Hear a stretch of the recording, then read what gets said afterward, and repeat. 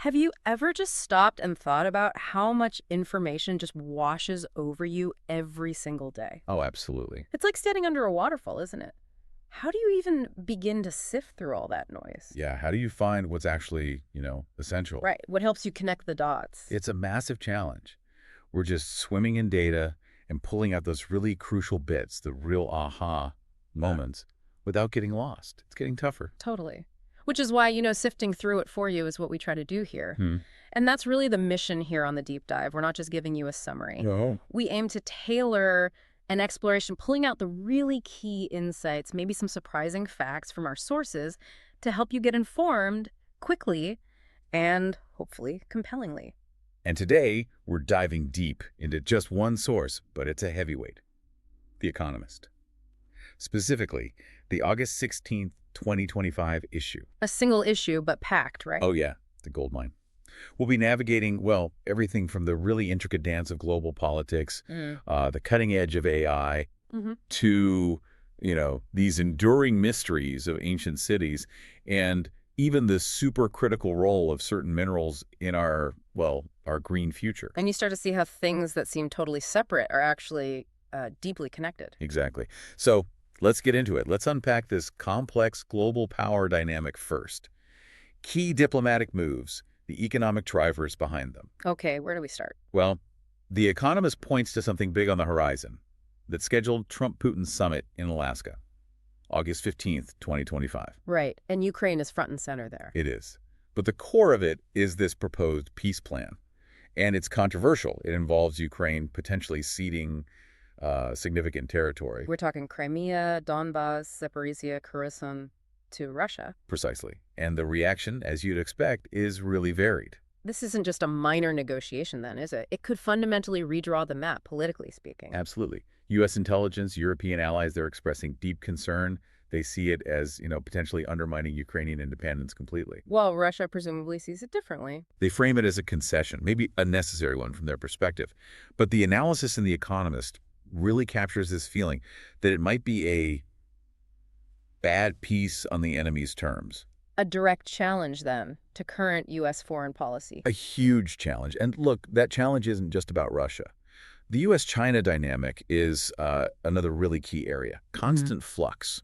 Trade, technology. On the trade side, the U.S. has actually suspended some new tariffs on Chinese goods. EVs, solar panels, that sort of thing. Yeah. Those back on November 10th. And that whole NVIDIA ARM takeover thing is still bubbling away in the background, isn't it? It is still pending. But beneath the headlines, there's this strategic battle playing out, the race for rare earths. Ah, yes. Critical minerals. China's dominance there is pretty stark. It really is. A near monopoly on the processing side. And these minerals is indispensable, right? For our phones, EVs, even advanced defense tech. So this isn't just about supply chains, it's strategic vulnerability. Exactly. It hits the green energy transition, global tech leadership, everything. So you see this global scramble now. Countries trying to reduce that dependency. Right. Huge investments going into new processing plants. U.S., Australia, U.K., Japan. Plus, there's innovation in recycling, new processing methods, trying to diversify. And this resource competition, it doesn't happen in a vacuum, does it? It connects to military strategy. Directly. The Economist details America's Pacific War Plan. It's a massive commitment.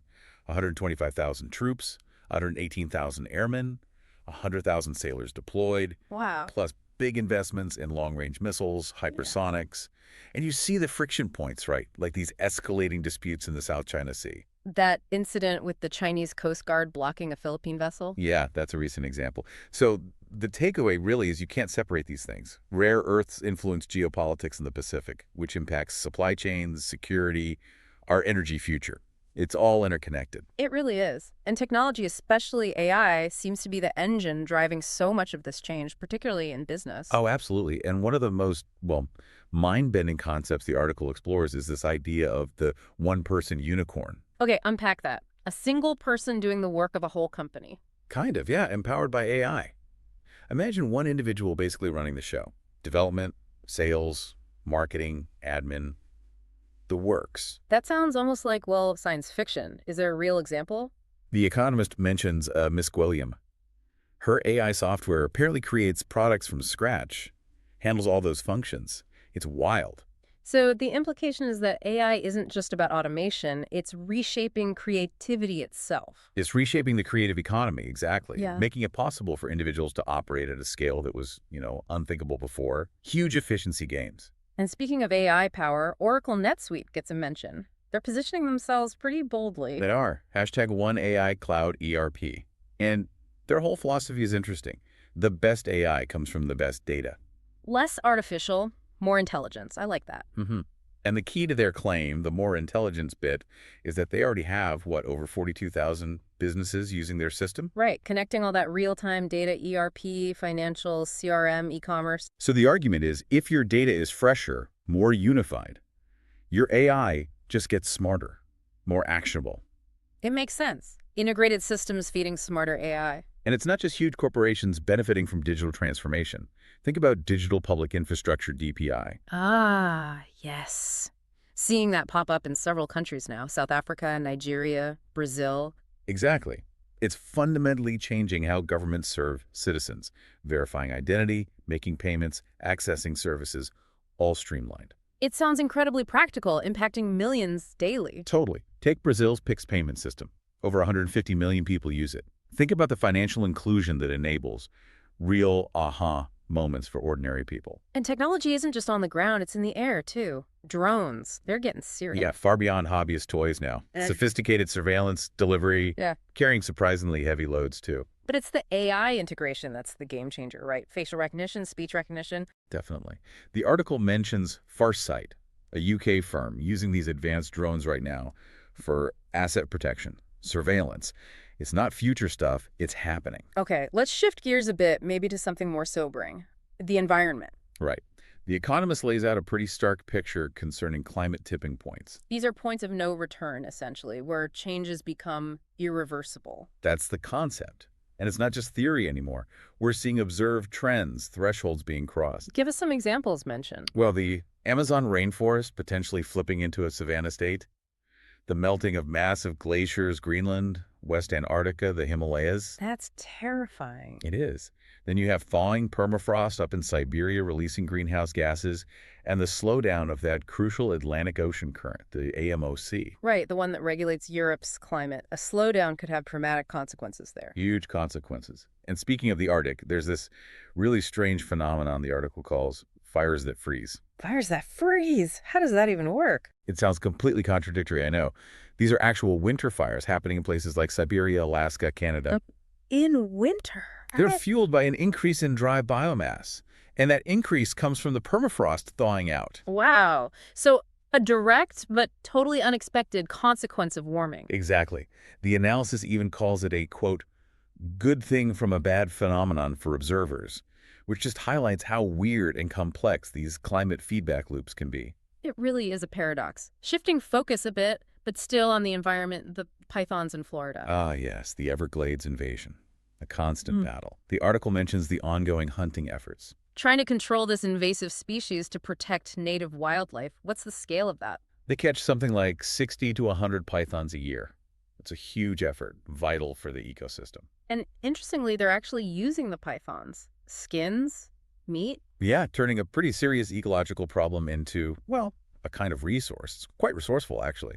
Okay, so let's broaden out again for our final section. Society, culture, how we understand the past, how we process information now. Right. And we're better to start than Pompeii. Always more secrets being uncovered there. What's the latest find mentioned? Archaeologists recently found skeletons, a man and woman, looks like they were in their 40s and 20s, believed to have died in the 79 AD eruption, obviously. Wow. Each discovery like that must add so much texture to our understanding. It does. These finds, plus some incredibly detailed mosaics found in the same villa, give us these amazing new glimpses into Roman social life, daily routines. And the crazy thing is, so much of Pompeii is still buried, right? Exactly. Who knows what else is waiting down there? So many potential discoveries still to come. Now, something very contemporary trust. Specifically, trust in online reviews, it seems to be dropping. Yeah, The Economist definitely highlights that trend, a real decline in public trust for customer reviews online. What's driving that erosion? Fake reviews, sponsored content. That's a huge part of it. Examples cited from places like Amazon, TripAdvisor. It makes it hard for people to know it's genuine. So what's the solution? Are people working on ways to fix this? Thankfully, yes.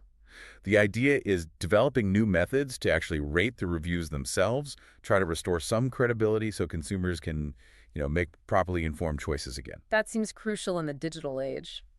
Okay, let's hop over to the UK. Some social and political shifts mentioned there. hmm The article touches on recent protest movements, like opposition to the Policing Act. And connects it to historical protests. Yeah, draws parallels to things like the campaigns around the 1975 Sex Discrimination Act. It puts current events in a longer context. And are there broader shifts happening too? Definitely. Things related to immigrant integration and also these noticeable generational differences in how people engage with politics. It feels like a period of significant social negotiation. Okay, now South Africa. The Black Economic Empowerment Initiative, BEE. It had specific goals post-apartheid.